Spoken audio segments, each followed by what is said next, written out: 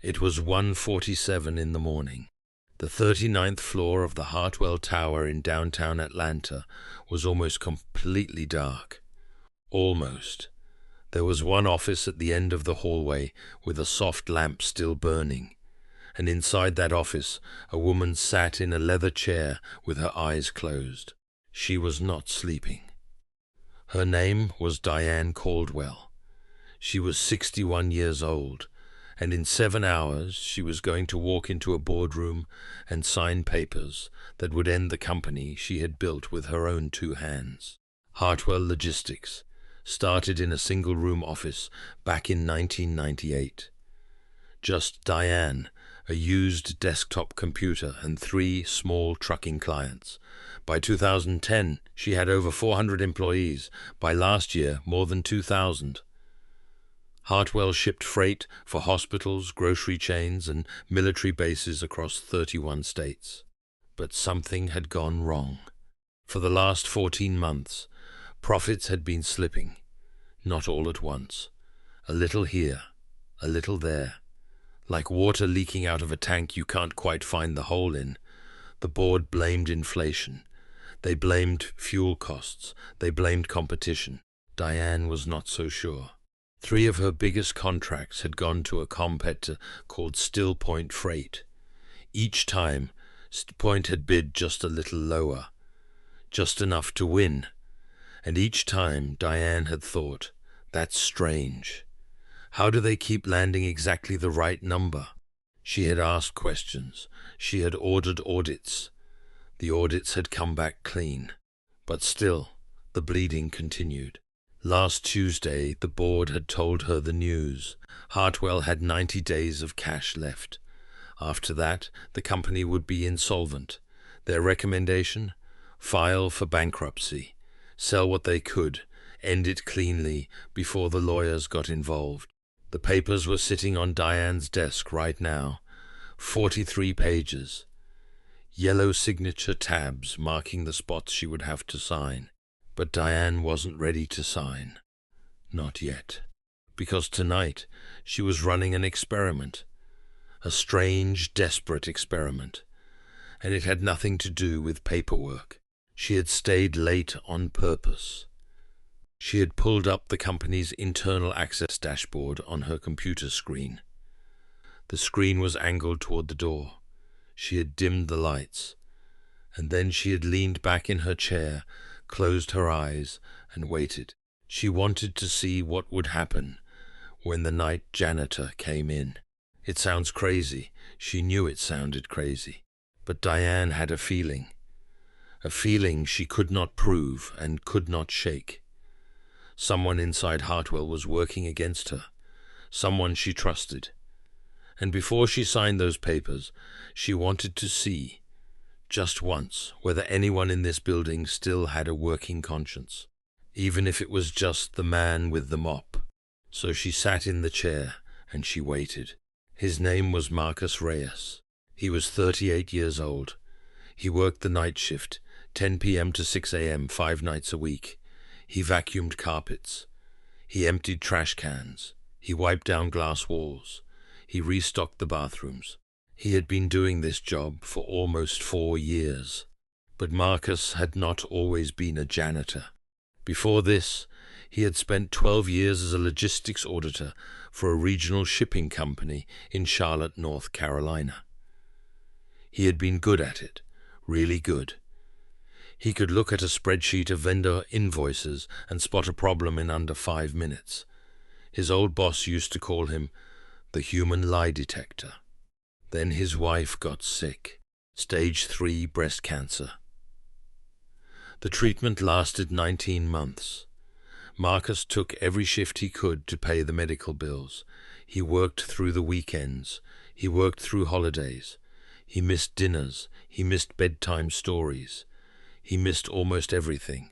She passed away on a Sunday in March. After that, something inside Marcus broke.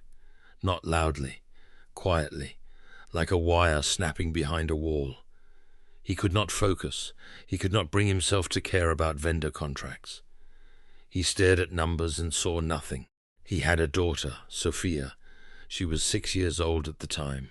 Marcus realized two things very quickly. One, Sophia needed a father who came home every night, not a father who was always at the office.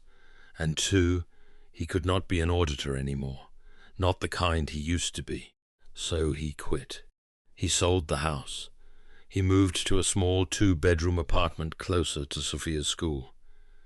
He took the first stable, simple job he could find. The pay was lower. The hours were strange. But the work was clean. The work was honest. And it left him with mornings free to make his daughter pancakes before she went to school. For 4 years, that had been enough. Sophia was 10 now. She was in 5th grade. She loved space, dinosaurs, and stories about animals. Every night before Marcus left for work, she would hand him a folded note from her notebook. He would put it in his shirt pocket. And every night around midnight, on his break, he would sit in the empty cafeteria and read it. Tonight's note said, "Dad, my teacher said integrity means doing the right thing even when nobody is looking. I think you have integrity. Love, Sophia." Marcus had read the note 3 times.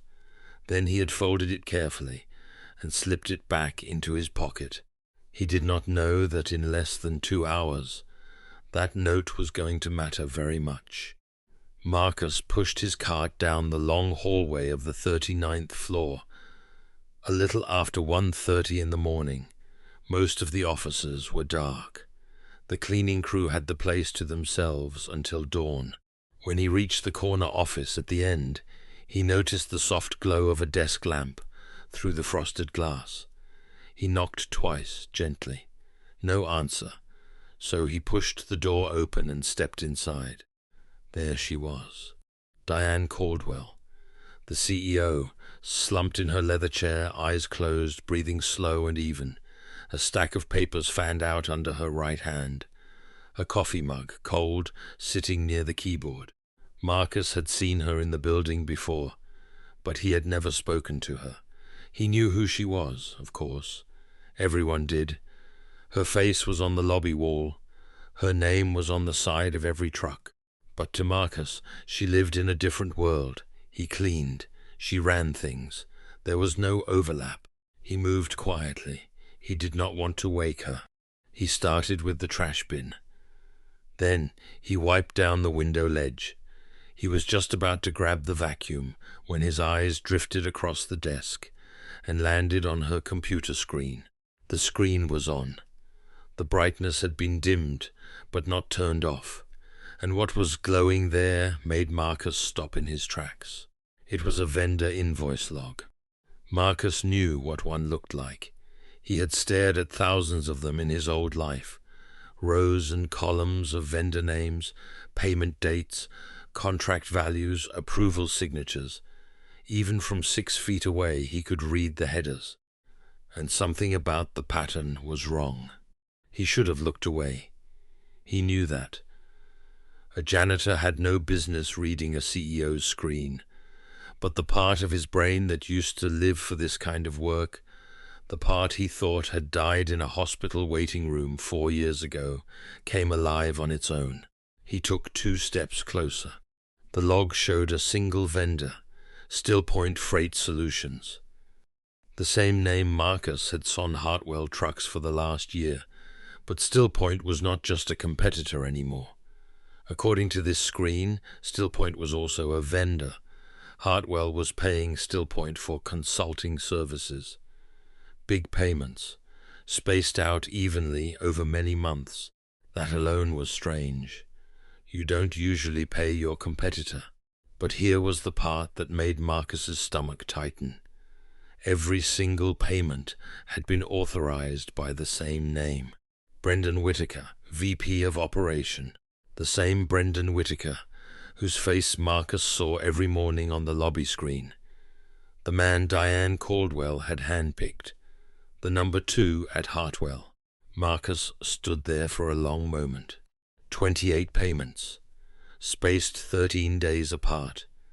Every single one signed off by Whitaker. Every single one going to a consultant that was actually their biggest competitor.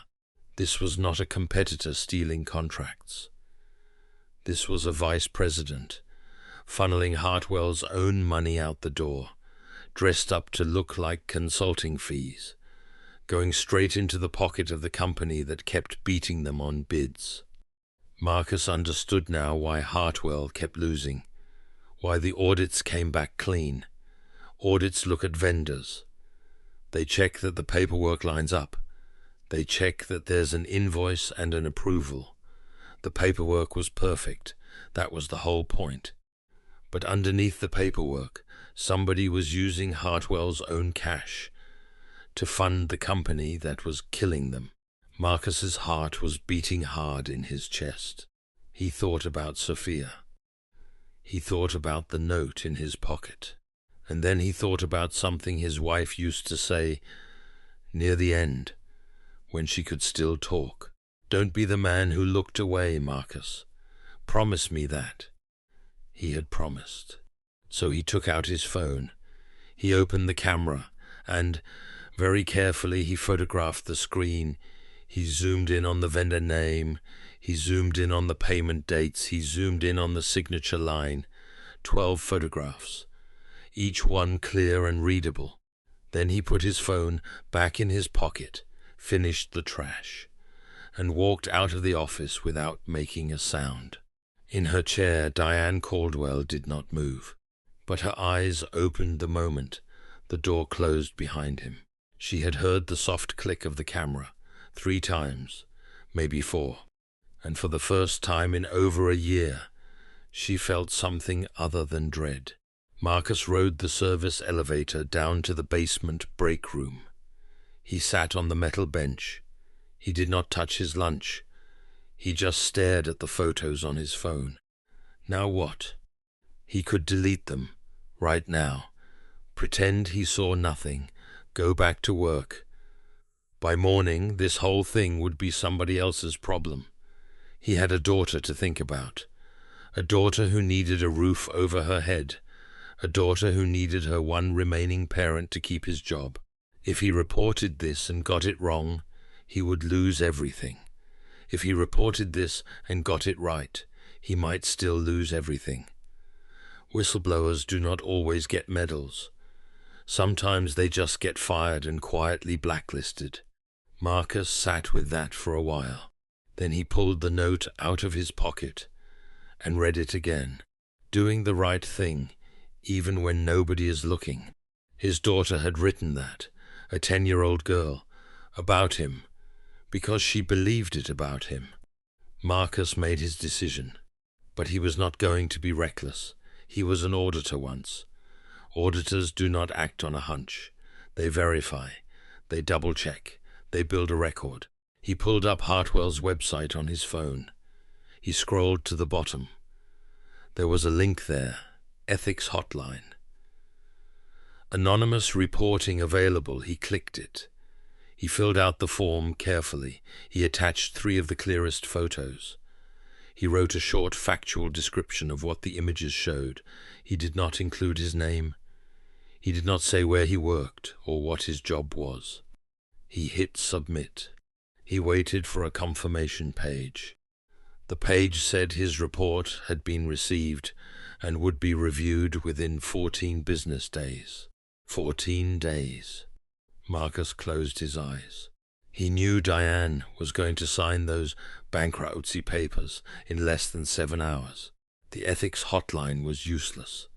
By the time anyone read his report, the company would be gone. He needed another way.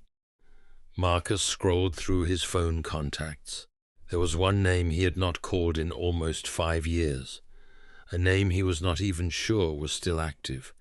Linda Park. Linda had been his manager back in Charlotte. She had been the one who promoted him to senior auditor. She had been the one who came to his wife's funeral. She had been the one who hugged him in the parking lot afterward and told him to call if he ever needed anything. He had never called. It was 3:14 in the morning. Marcus pressed the call button. She picked up on the 5th ring. Her voice was thick with sleep. Marcus, Marcus, is that you? Is everything okay? Is Sophia okay? Marcus told her Sophia was fine. Then he told her the rest. Not all of it, just enough. He said he was working as a janitor now. He said he had seen something he wasn't supposed to see. He said he had photos. I asked her if she would look at them and tell him whether he was crazy. Linda was quiet for a moment. Then she said, "Send them." Marcus sent the photos. 11 minutes later, his phone rang. Linda's voice was different now, wide awake, sharp. "Marcus, listen to me carefully. This is real. This is a vendor kickback scheme, a textbook one, the kind we used to teach trainees about. Whoever set this up knew exactly what they were doing. The amounts are just under the threshold for board review. The vendor name is just generic enough to slide past a basic audit. This is not a mistake. This is theft, and it has been going on for at least 11 months. Marcus asked her what he should do. Linda thought for a long moment. Then she said, "You have two choices. You can go to the police. They will take a long time, and they may or may not act. Or you can take this directly to the person at the top, the CEO, the one who has the most to lose. If she's clean, she will move fast. If she's part of it, she will bury you. You have to decide who she is." Marcus thought about Diane Caldwell, about the way she had been slumped in her chair, surrounded by bankruptcy papers, about the fact that she clearly had no idea what was happening inside her own company. "She's clean," he said. Linda said, "Then walk in there at the start of business and hand it to her. Don't email it. Don't call. Walk in. Look her in the eye. Hand her the photos. Tell her where you saw the original. Then leave. Let her do the rest." Marcus thanked her. She said, "Marcus, one more thing." "Yes?" "You're back." She hung up. Marcus sat in the break room for a long time after that.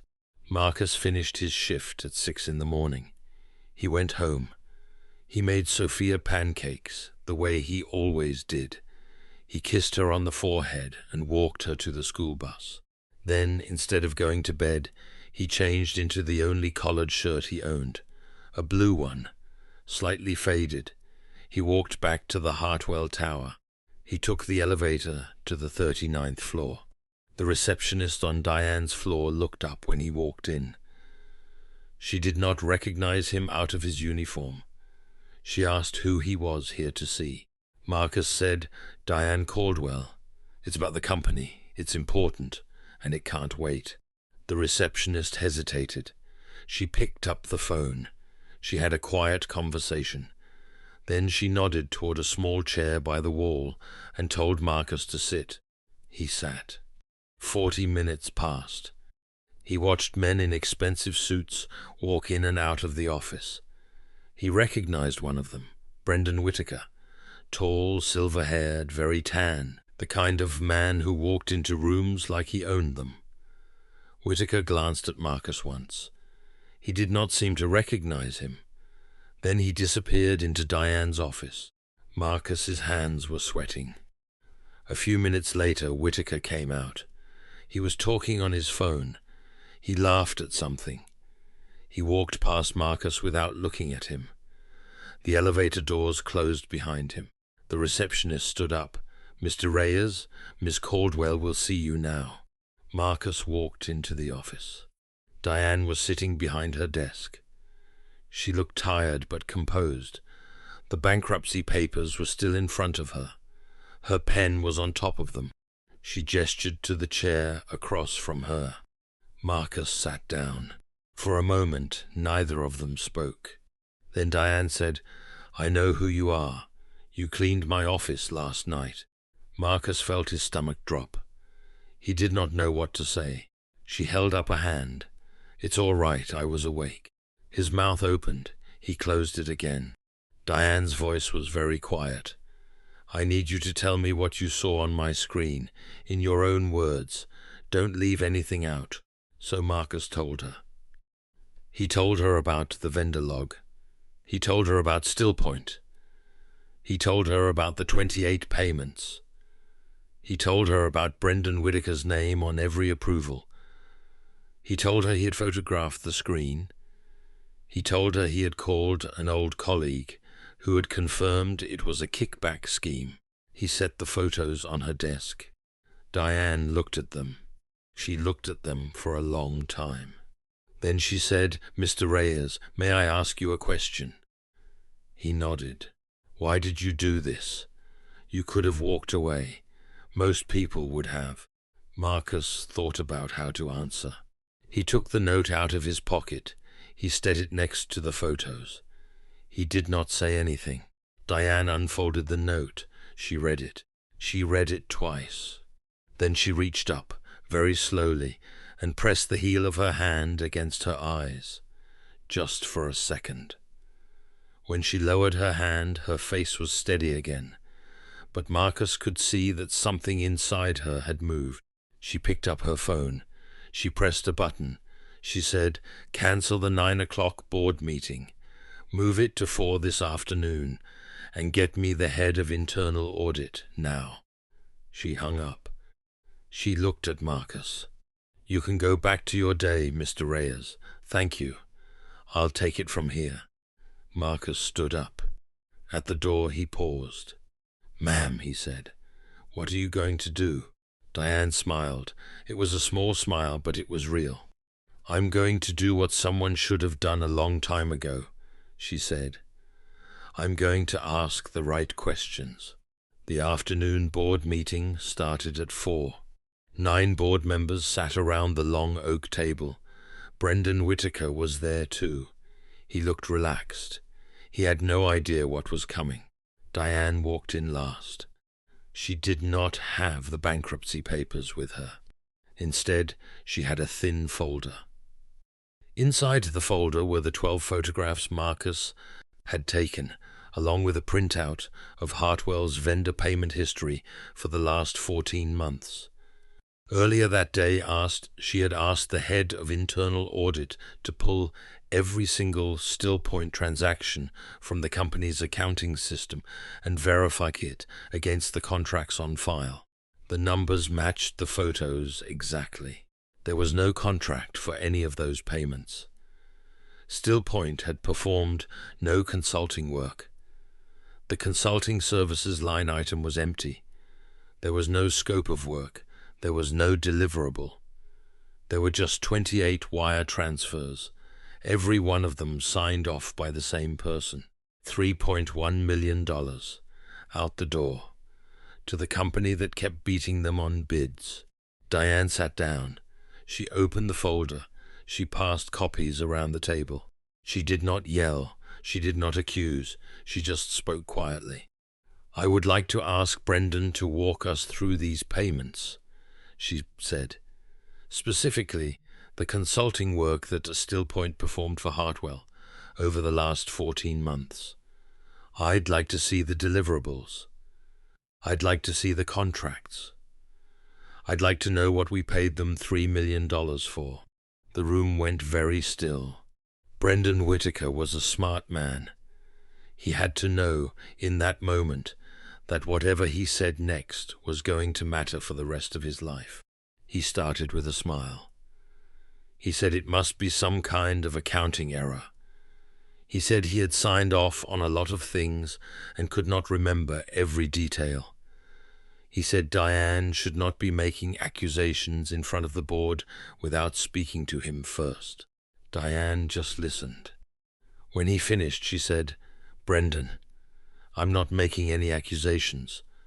I'm asking you to produce the contracts. You are the VP of Operations. You signed each of these payments. You should have the documentation. Please bring it to this room within the next 48 hours, or we will have to assume there is none." Brendan's smile faded. He said something about needing to consult his own lawyer. Diane said, "That is your right. In the meantime, I am placing you on administrative leave, effective immediately. The board will vote on next steps once we have completed an external forensic audit. You may keep your office key for now. You may not access the financial systems. Security will escort you out." Brendan stood up. His face had gone pale. He looked around the table for support. Nobody met his eyes. He walked out.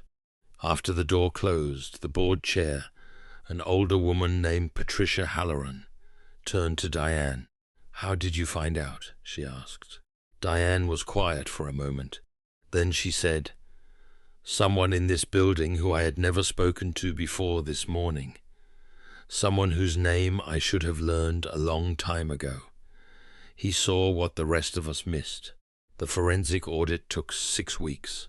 It confirmed everything. Brendan Whitaker had been receiving payments from Stillpoint Freight Solutions through a private consulting LLC he had set up in his sister-in-law's name. The arrangement was simple. He would tip Stillpoint off about Hartwell's bid amounts.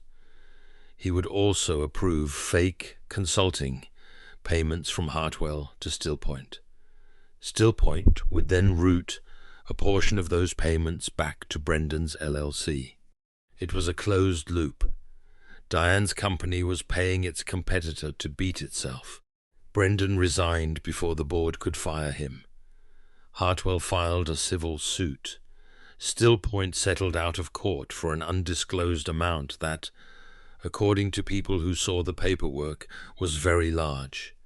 Brendan eventually pled guilty to wire fraud. He was sentenced to 32 months in federal prison. Hartwell did not file for bankruptcy. The recovered funds, combined with 2 new contracts Diane personally renegotiated, gave the company enough runway to stabilize. Within 9 months, Hartwell was profitable again. But the part of the story that mattered most was not the money. It was what happened in the weeks after Brendan walked out. Diane called every department head into her office, one at a time. She did not give speeches. She just asked questions. She asked them what they were seeing on the floor. She asked them what they were afraid to say. She asked them which employees they thought she should know by name. She started eating lunch in the cafeteria instead of her office. She started learning the names of the security guards, the drivers, the dispatchers, the cleaning crew. She did this not as a publicity stunt. She did this because she had spent 26 years running a company without realizing that most of the people inside her own building were invisible to her, and she had almost lost everything because of it. 3 weeks after the boardroom meeting, Diane went down to the basement. She found Marcus restocking cleaning supplies on a metal shelf. He turned around when he heard her. He looked surprised to see her there. "Mr. Reyes," she said, "do you have a minute?" He nodded. She told him she wanted to offer him a job. She told him Hartwell was creating a new internal team.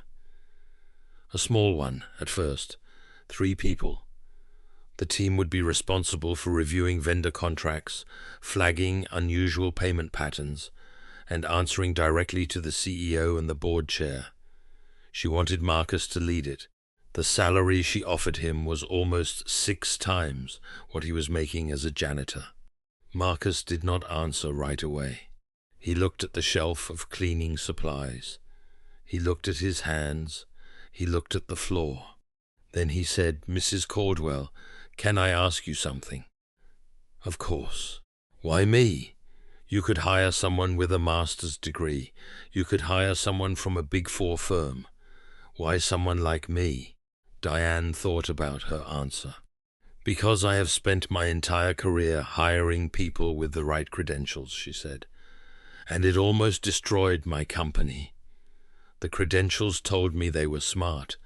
They did not tell me whether they were honest. You showed me which one matters more. So when I tell you I want you for this job, Mr. Reyes, I am not doing you a favor. I am trying to fix the mistake I have been making for 26 years.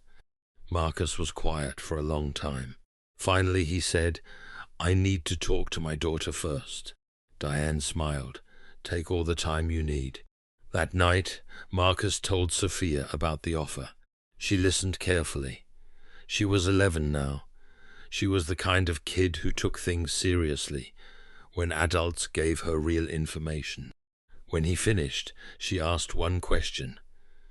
Will you still be home at night, Dad? Every night, he said.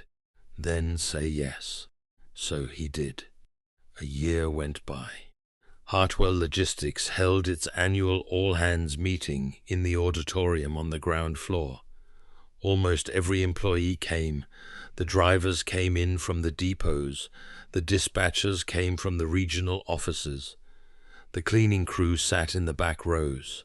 Diane walked up to the microphone. She did not have notes. She talked about the year. She talked about the recovery.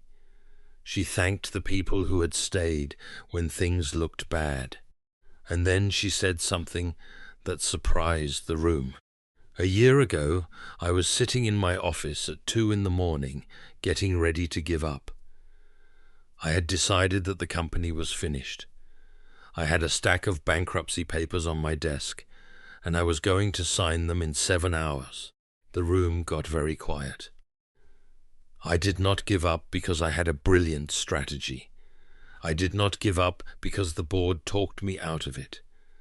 I did not give up because I found some clever solution in a business book. I did not give up because of a man who at that moment was technically my janitor.